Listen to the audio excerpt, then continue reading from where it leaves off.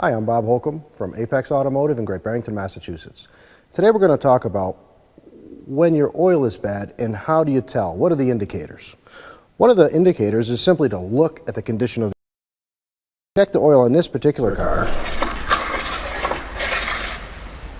We can see that it's slightly dirty. I can still see through the oil and I can see the dipstick, so it's fairly clear.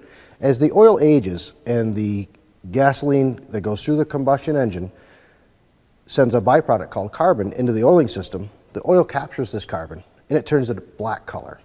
When you can't see the oil dipstick through the oil, is usually an indicator of a time to change your oil.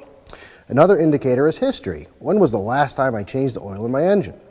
It should be changed every 3,000 to 4,000 miles with standard motor oil, every 5,000 to 6,000 miles with synthetic motor oils.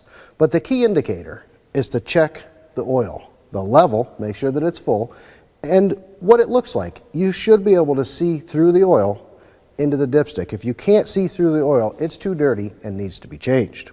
Another indicator to see if your engine oil is bad is to look at the oil cap on top of the engine. If you see deposits, white deposits, this would be condensation or moisture, and the oil doesn't have the ability to absorb this moisture and dissipate it normally. Or you could have a clogged PCV system, but that's another video altogether. So one of the other indicators is to check your oil cap. Make sure there are no deposits. Also, you can smell the oil and see if it's got a burning smell to it. If it smells burnt, it's really time to change your oil.